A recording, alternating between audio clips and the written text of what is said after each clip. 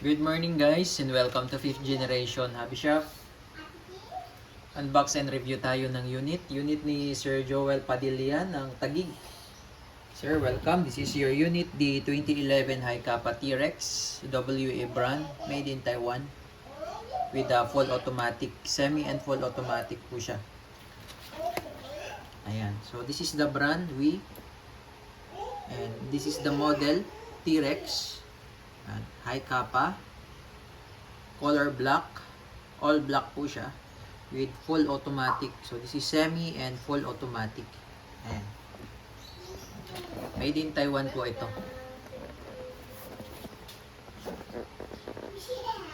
Airsoft gun. So ito po ay may libre ng bala, 0.23 grams, 4,000 shots, 5.95 millimeter. And yung gas po, green gas, standard power, pop dyno. Yan, kasama na yan sa package.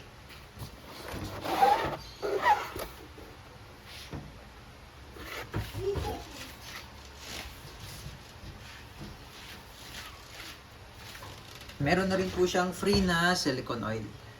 Ayan. So ito po, may kasama siyang owner's manual.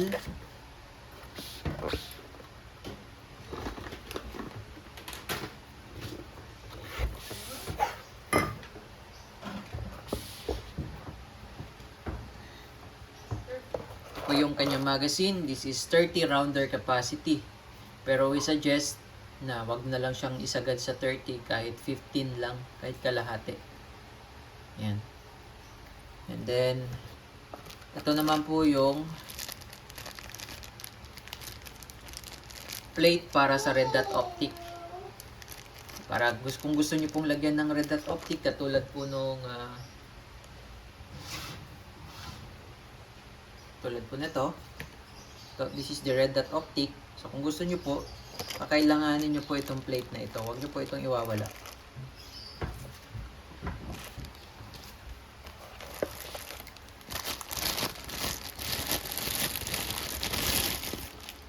And this is the unit, sir. Ayan. WE. Naka-magwell na yung naka-magwell na siya, naka-stippled grip, beaver tail safety, manual safety. Ito po yung manual safety. So, itong manual safety, sir, ma-activate mo lang siya kapag tinasa mo. Ayan. Okay. And safe. Safety off naman, baba. Ayan. Ngayon, itong isa, sir, ito beaver tail safety. Ito, pag hindi nakadiin yan, kahit kalabitin mo, hindi rin siya, hindi pumapalo yung hammer. Kailangan kasi yan diinan bago siya gumana. So, part of the safety feature siya. Dual safety feature kasi yan.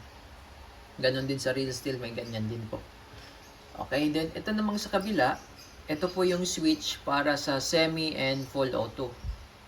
Okay? So, semi and full auto. So, kung gusto nyo pong full auto, kung gusto nyo pong semi-auto, iangat nyo lang yung switch. That's semi-auto. Kung gusto nyo naman full automatic, ibaba nyo lang yung switch. Okay, yan po yung full automatic. Okay, and then naka-fiber optic sight na siya.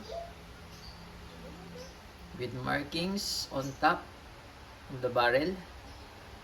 Then, pwede nyo po siyang lagyan ng flashlight. Yung red dot optic po, dito po nilalagay yun. Itong iron sight na ito, tinatanggal po ito. Natatanggal po yun.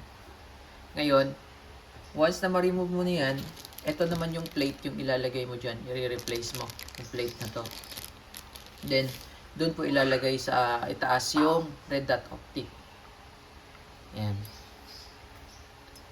Okay, so ito naman, sir, advice ko lang sa full auto. Petix lang sa full auto, wag lang babad sa full auto talaga. As much as possible, semi-auto lang tayo. Okay? Kung gagamit man ng full auto, wag lang babad. Petix lang.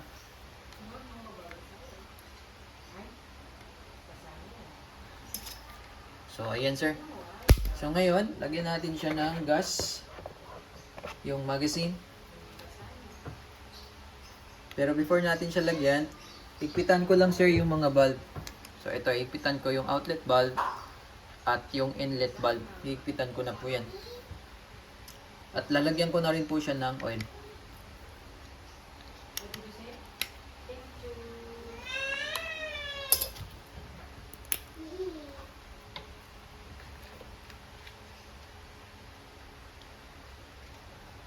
Itong mga valve po kasi kailangan po meron siyang oil. Kailangan lubricated po yan. Dahil meron po yan o-ring. Okay. Then ito naman po, kakalasin ko po yung base pad.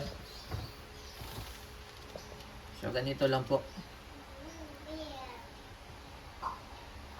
Diinan nyo lang yan. Then push. Yung lock kasi yan, yung may lock po yan. Diinan nyo lang. Then push. So dito po makikita nyo yung inlet valve and yung screw. So higpitan din po natin yan.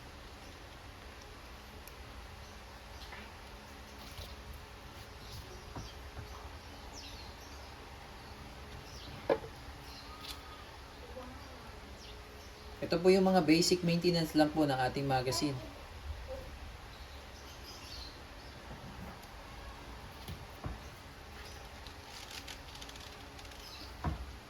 Okay, pati yung screw, higpitan na rin po natin.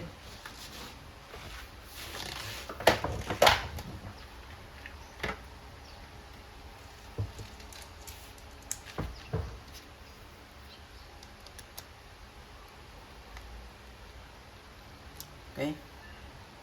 So, mahigpit naman.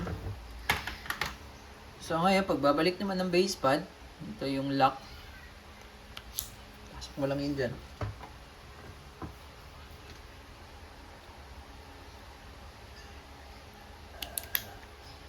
Ayan. Okay. So, now, maglalagay tayo ng gas. Pag maglalagay po kayo ng gas, sir, 3 to 5 seconds lang po. Okay? And then, pag malamig po yung magazine, ipahinga nyo lang po muna. Kasi pag malamig po ang magazine, humihina po ang blowback. Mafe-feel nyo po, mahina yung kick, mahina yung recoil. Kasi malamig po yung magazine. Lalo na kung continuous po ang gamit. So, 3 to 5 seconds lang. Inverted position. Upside down. Ito po, itutok nyo lang din sa inlet valve. Kailangan nakatutok po. 3 to 5 seconds. Lalagyan lang natin ng 3. 1, 1001, 1002, 1003. Okay, 3 segundo lang po yan.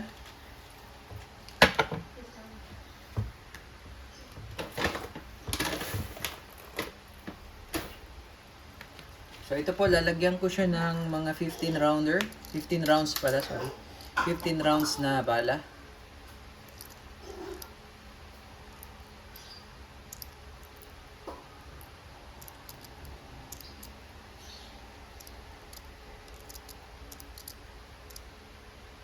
Ito, so that's 15 rounds na bala. So hindi compress. Kasi pag 30 yan, hanggang dulo yan, sir, yan, ganyan. So, syempre, pag laging compress ang spring, katagalan lumalambot. And dapat, walang ano sir, walang space. Dapat alternating ang bala. Ayan. So, ganyan lang yung capacity ng bala. Hindi agad lalambot yung spring mo kasi hindi compress. Ayan. So, testing natin sir, semi and full automatic.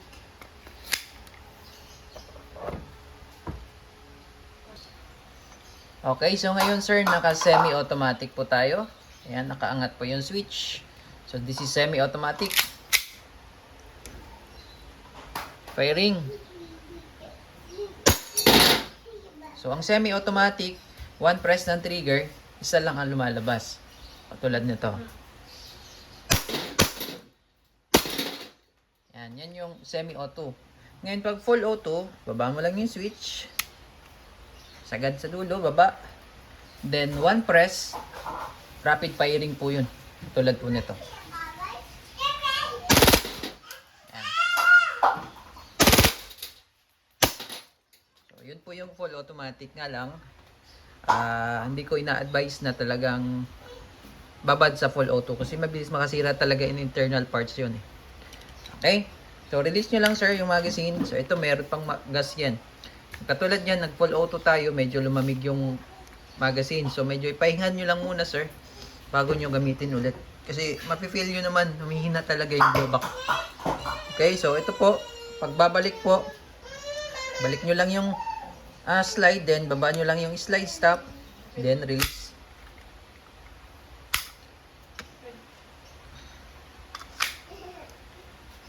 Okay, all goods na po sir, your 2011 High Kappa T-Rex semi and full automatic all black made in Taiwan by We. Okay sir, thank you.